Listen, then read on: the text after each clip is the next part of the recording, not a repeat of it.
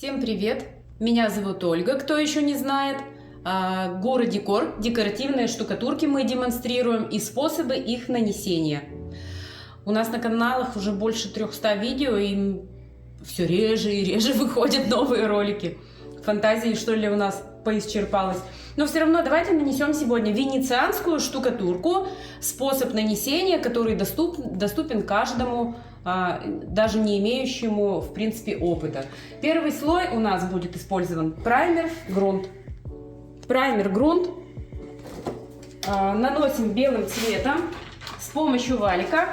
Ну, в нашем случае это мини-валик, потому что у нас планшет. А в вашем случае это будет валик размером 180-200, то есть побольше размером. А ворс-6-8 мм, то есть небольшой ворс. Белый цвет будем наносить. Для чего наносится праймер? Он создает ровный цвет стене и блокирует впитываемость шпаклевки, скажем так. Шпаклевка впитывающий состав. А нам нужно, чтобы впитывание происходило не так сильно. Стена под венецианскую штукатурку должна быть шпаклеванная, то есть подготовленная ровненькая стена. Шпаклевка акриловая, латексная, полимерная. Любая шпаклевка готовая в ведрах, не сухая смесь. Если у кого есть опыт с сухими смесями, ради бога, мы не используем. Вот такой праймер, у него хорошая укрывистость, грубо говоря, как у краски. И по цене он, в принципе, так же, как краска. Покрываем равномерно в один слой. Расход примерно 150-200 грамм на квадратный метр. Праймер можно у нас заказать, так же, как и все остальное. И инструменты в том числе, и венецианку. Если где-то немного не прокрашено, тоже это не так прям страшно. Когда наносите декоративные штукатурки, переодевайтесь в рабочую одежду, которую не жалко будет выкинуть. Потому что вот эти все материалы отстирываются достаточно трудно. Вопрос бывает, надо ли закрывать окна. Это не обои. И не надо прямо вот так вот судорожно бежать закрывать окна. Это не обои. Здесь можно, допускается проветривание. Единственное, что бывает, например, слишком жарко и слишком быстро высыхает. Ну там смотрите по ситуации. Вообще нет, окна закрывать не обязательно. Можно держать открытыми. Оставляем сохнуть и вернемся часа через 3-4. Высох праймер. И по праймеру мы будем наносить 3 цвета венецианской штукатурки. Покажу какая. Вот такая венецианка. Нам будет нужно 3 цвета, 2 из них вот таких ярких.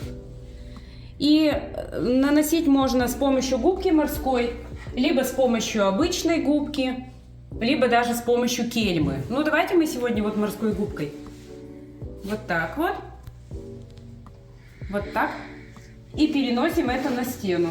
Можно хаотичными вот такими вот движениями, какими-то полосами, ну что вот хочется вам, кружочками какими-то, широкими, узкими, вот так.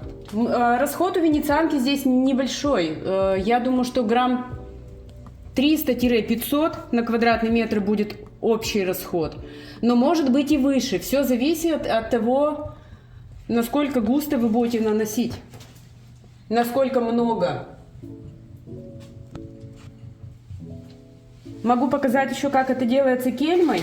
Сейчас, минутку, покажу. Таким образом, губкой. А еще можно кельмой. Ну, давайте возьмем какую-нибудь кельму. С помощью кельмы это делается так. Шпателем на кельму. И вот так. И вот так. Получается гуще. Видно, да? А губочкой меньше расход будет. Я кельму уберу и продолжу губкой наносить. Ну, кому-то вот, может быть, это понравится.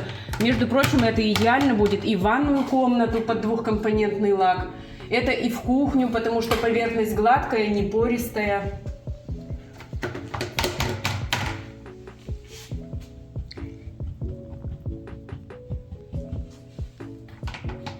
Абсолютно моется легко, ничего в нее не забивается. То есть идеальные коридоры, кухня и ванная. И расход низкий, и самостоятельно нанести не так сложно. Особенно сейчас. Сейчас все хорошие специалисты находятся прямо на вес золота. То есть у них высокая загруженность, строительный сезон, что ли, начался. И не найти специалиста нормального. Все заняты, занятость вообще катастрофически высокая. А ремонт делать хочется, вот можно самостоятельно, у кого есть желание и нету страха. Кто не боится ошибиться, даже может быть что-то испортить, это тоже важно, потому что это не исключено. Каждый раз одно и то же повторяю. Если вы у нас заказываете вот эти штукатурки, мы вас сопровождаем при нанесении, консультируем. Стараемся это делать чуть ли не в круглосуточном режиме, ну то есть и выходные, и вечера. Так, хватит зеленого. Теперь возьмем серый цвет. Я думаю, также сюда положим. И прямо этой же губочкой, а можно ее и вымыть. Смотрите, как вам спокойней. И рядышком сереньким цветом.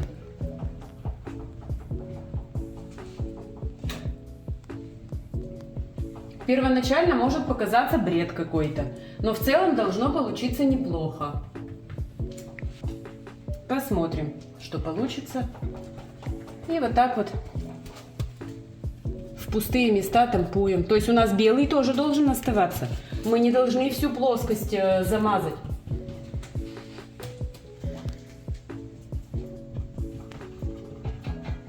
Если вы наносите это на большой стене, делайте так. Полоса зеленая, полоса серая. Полоса зеленая, полоса серая. Еще вам нужно успеть это все пригладить. Кельмой зажать успеть нужно, пока не высохло. Венецианка достаточно быстро сохнет, я могу сказать. Поэтому обращайте внимание на время высыхания. Цвет, конечно, может быть, здесь голубенький был бы, да, уместен. Но у меня был зеленый, был серый. У нас очень часто остаются с образцов какие-то цвета, их нам тоже надо расходовать. Поэтому какой вам хочется цвет, это, конечно, подбирается индивидуально.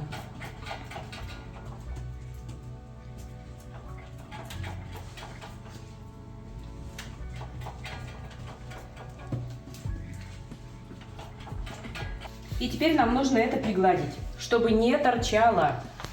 Кельму берем и под небольшим уклоном вот так вот зажимаем. Излишки можно вытирать, но только вытирайте аккуратно. Когда кельмой долго работаешь, у нее стачивается вот этот край, и он режет руку. Аккуратно, пожалуйста.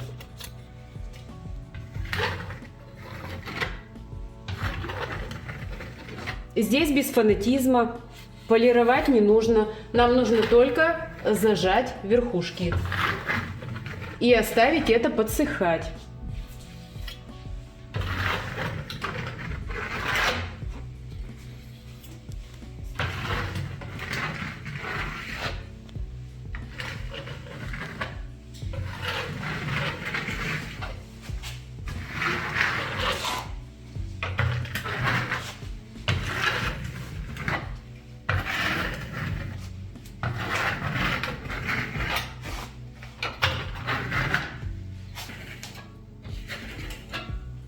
Так, смотрите, у меня получилась какая-то фигня.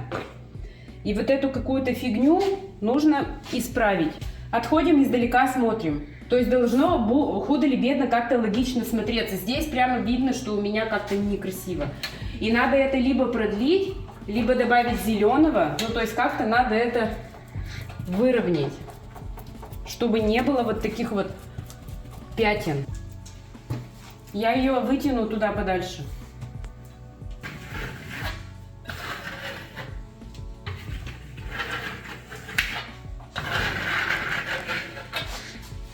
Я думаю, что оставим. Хотя нет, не оставим. Давайте здесь еще добавим. Тоже вот какое-то пятно непонятное. Тоже немножко продвинем. Ну, как-то так получше стало.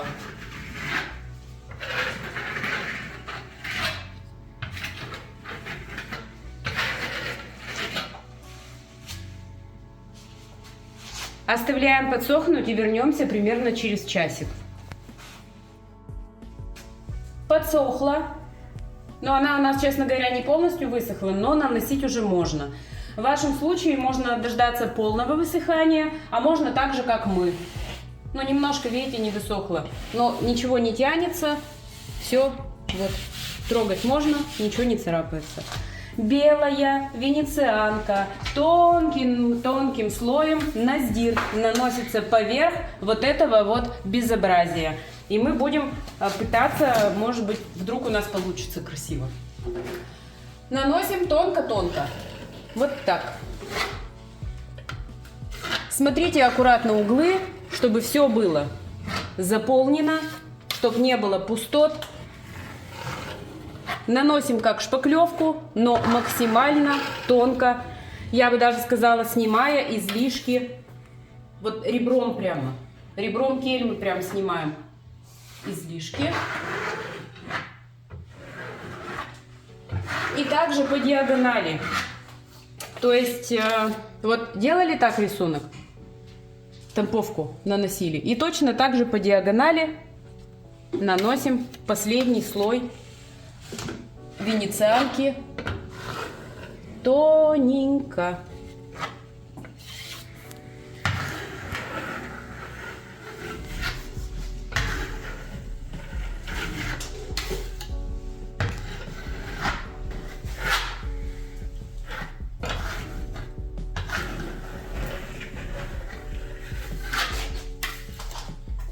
Сыровато.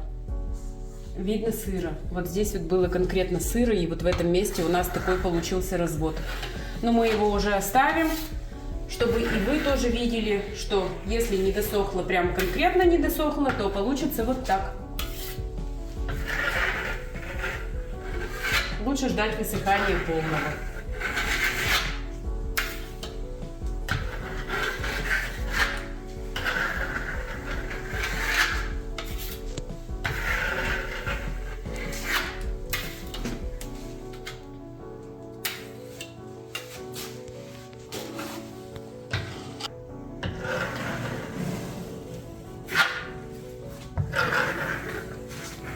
Венецианка наносится очень мягко-мягко.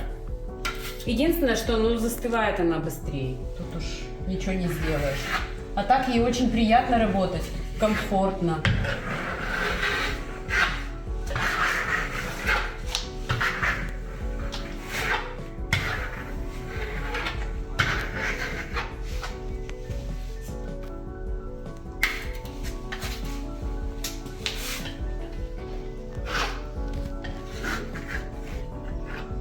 Если я молчу, вы просто смотрите и повторяйте. Значит, тут особо нечего сказать. Тонкий слой наздир, снимаем излишки. Заполняется только внутренняя часть фактуры. Периодически кельму можно чистить, протирать влажной тряпкой или мыть, чтобы не было сухих остатков на кельме.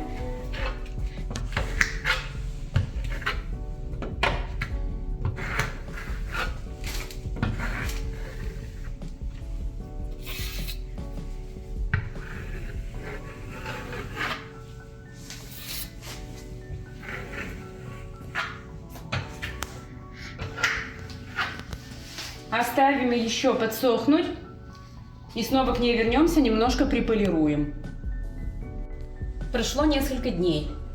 Он высох полностью, и мы вокруг него ходили. Он какой-то незаконченный, так себе не ахти, непонятно, что получилось. Но доделать-то его нужно, и мы предлагаем его покрыть воском с лазурью.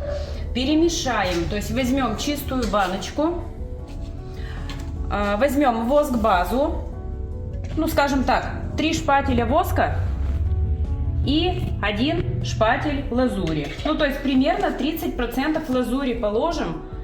Если вы будете покупать банками целыми, то у вас будет, например, 3 банки воска и 1 банка лазури.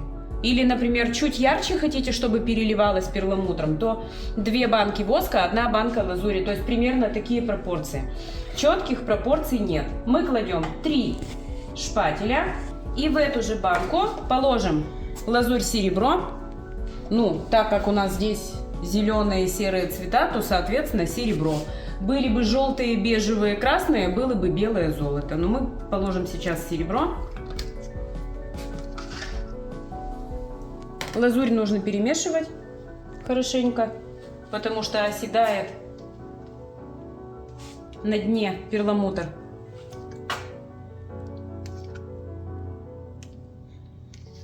И положим сюда вот так вот 1 шпателечек.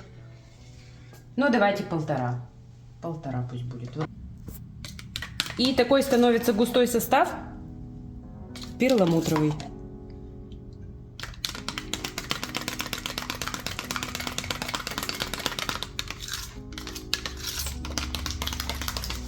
Он нам придаст перламутровый дополнительный эффект и защиту. То есть можно будет мыть. Лаком покрывать уже не нужно, если это не ванная комната, конечно. Достаточно защиты. Достаточно защиты для кухни, для коридора, то есть вполне достаточно. И с помощью кельмы нанесем на поверхность стены. Вот так накладываем. Вот так. Густой. Вот у нас рисунок же был по направлению вот такому диагональному. И точно так же мы будем и воск наносить. Восковая эмульсия достаточно жидкая. Ну, то есть не как воск венецианский. Бывает такой воск густой-густой, как парафин. Это не такой воск. Это восковая эмульсия. Он гуще лака. Но как бы достаточно удобный в нанесении. И валиком можно наносить, и кельмой. Оставляем вот такие вот прожилки. Посмотрите. С края кельмы оставляем вот такой вот излишек.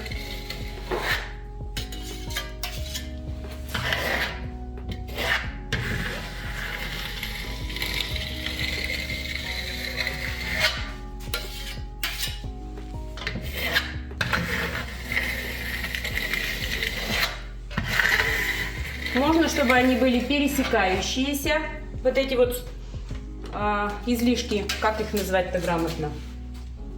Вот видите, они не стекают, они остаются на поверхности.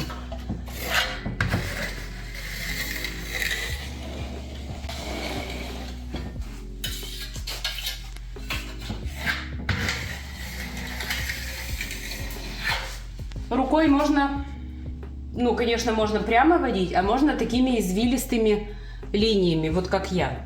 Мне кажется, что так симпатичнее.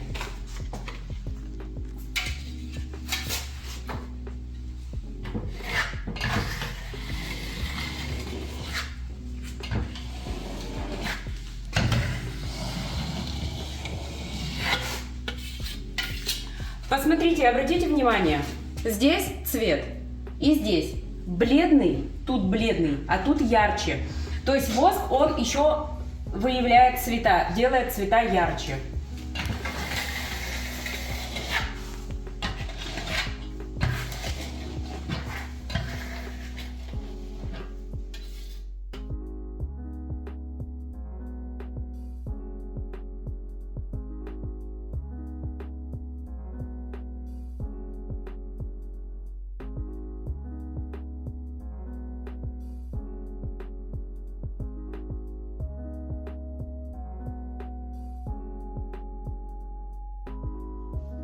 Это слишком жирный остаток, очень большой, он будет стекать, надо делать меньше. Убираем немного, вот чуть-чуть оставляем. У этого воска есть хороший плюс, то есть он долго не высыхает, и его можно поправлять. Что-то не так, раз исправили.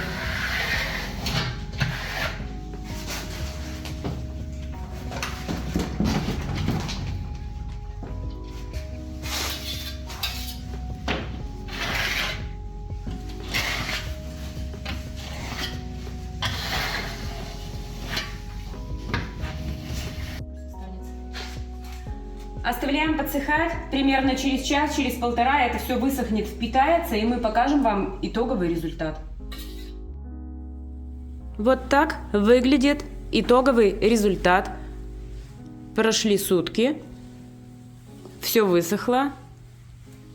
Воск с лазурью дают вот такие перламутровые прожилки. Штукатурка полностью защищена, то есть ее можно мыть. Вот так она смотрится в прямом виде. Под прямым углом, вернее. Вот так вот сбоку. Очень симпатично. Прикольненько. Цветами можно поиграть. Давайте вот так еще посмотрим. Спасибо, что досмотрели до конца. Ставьте лайк. Подписывайтесь на наш канал, если вы еще не подписаны. Всем пока!